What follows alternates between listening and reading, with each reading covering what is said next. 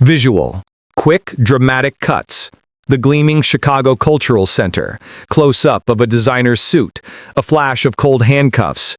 A sea of smartphone screens recording. You think you know arrogance. You haven't seen anything until you've watched a man so blinded by his own prejudice that he publicly arrests the 72-year-old woman, dismissing her dignity, her credentials, and her entire life. This isn't just about a mistake. It's about a choice. And this officer, he just chose to destroy his own career, all because he didn't recognize the most important person in the United States Department of Justice. Visual. Slow-motion shot of the VIP badge and invitation scattered on the concrete. This is the story of Dorothy Williams, a retired principal, a community pillar, and a woman who is about to give a masterclass in grace under pressure. This is the moment Officer Bradley Morton learned that sometimes the person he thinks doesn't belong here is the one who holds all the power. And the ultimate lesson? It was about to go viral. Visual. Establishing shot of the Chicago Cultural Center, transition to a calm, dignified shot of Dorothy approaching. Chicago, a crisp October evening. The scene is the magnificent Chicago Cultural Center, hosting the Justice for All charity gala. Dorothy Williams, 72 years young, approached the entrance, moving with the quiet, unshakable confidence of a woman who spent 4 decades commanding respect as a public school principal. Her designer suit and pearl necklace were the uniform of a life dedicated to service. She was the guest of honor, scheduled to give the opening remarks. Visual. Shift to Officer Morton and his partner Collins. Guarding the entrance was Officer Bradley Morton, 6'2" of unchecked aggression. He had just been passed over for sergeant, and that failure left his gaze toxic. His partner, Officer Sarah Collins, watched, feeling that familiar self-loathing for not intervening in his methods. Visual. Dorothy stops at the entrance. Officer Morton steps forward. As Dorothy approached, Officer Morton stepped forward, his prejudice operating on autopilot. "Move along, lady. You don't belong here," he sneered. When Dorothy calmly offered her gold-embossed invitation, Morton refused to look. His mind had already decided her identity. "Right, and I'm the mayor. Try the soup kitchen down the street." Visual. Phones emerging like flowers after rain. Margaret Peterson and Judge Hernandez arriving. A crowd began to gather. Chicago's elite, people who served on boards with Dorothy, like Margaret Peterson and Judge Patricia Hernandez, watched the unfolding disaster in shock.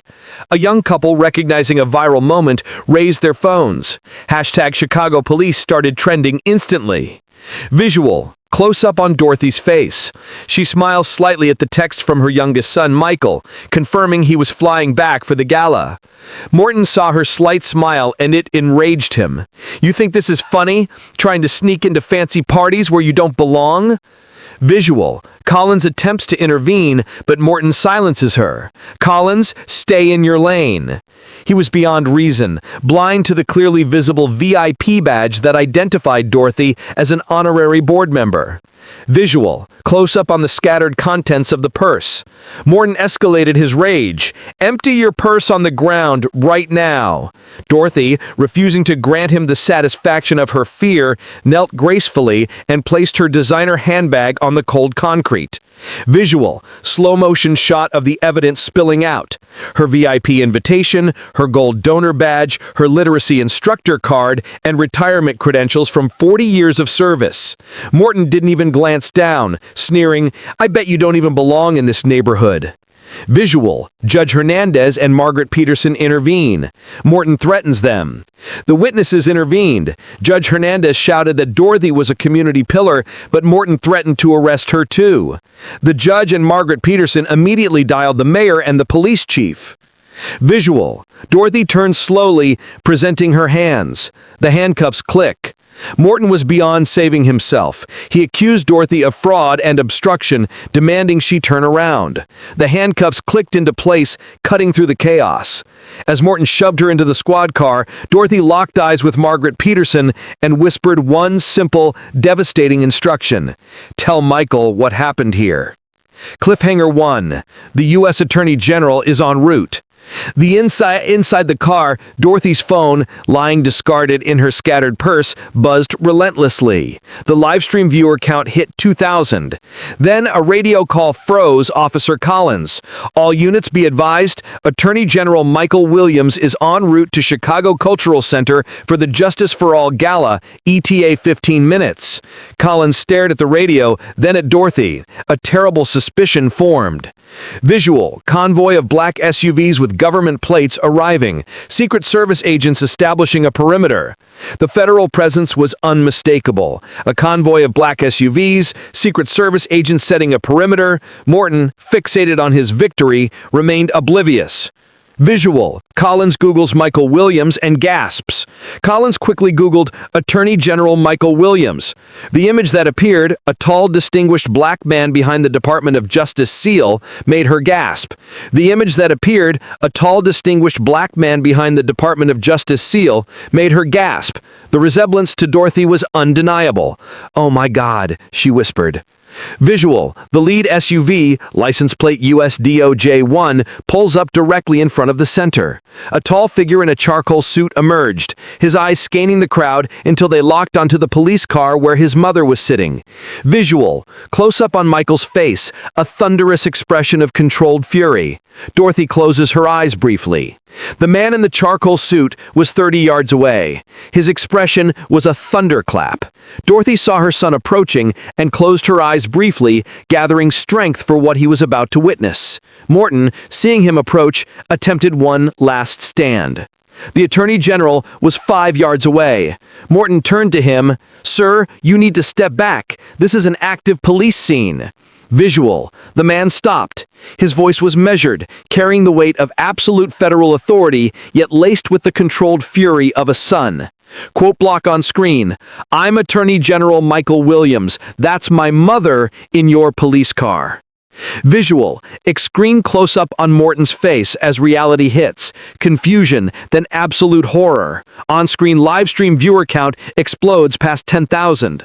Silence descended. Morton's face went from flushed red to a deathly pale white. His confusion turned to absolute, paralyzing horror. The livestream viewer count exploded. Visual, immediately fumbling for her keys, babbling apologies, but Dorothy, still handcuffed, commanded the moment. "I want Officer Morton to remove these handcuffs himself. I want him to look directly into my eyes when he does it."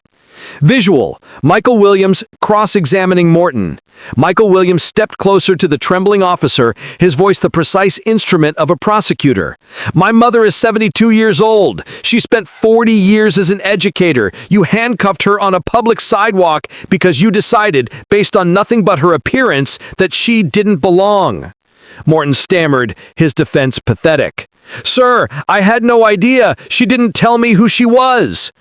Michael's eyes narrowed. Should anyone have to prove their worth through their family connections before receiving basic human dignity? Visual, Dorothy's face inside the car. Dorothy's voice cut in again. "Ask him if my invitation and identification credentials weren't clear enough evidence that I belonged at this event." Michael returned to Morton. "What additional evidence did you require before treating her like a criminal?" Morton could only fumble the keys, the weight of his prejudice exposed for the entire world to see. Visual, Dorothy emerging from the car, close up on the red marks on her brown skin. Her first action was to embrace her son, whispering a lifetime of wisdom. Quote block on screen. "This situation isn't about me personally. This is about every single person who gets treated this way when there's no one important watching, no cameras recording, no one to speak up for them." Michael pulled away, his expression promising severe federal consequences. "Officer Morton, what happened here today violated multiple federal civil rights statutes. You arrested an American citizen without probable cause based on nothing more than your personal prejudices and assumptions." Visual, Michael on the phone with the superintendent. The crowd applauds. More Attorney Williams crashed down fast than the announcement of new iPhone emojis. "What?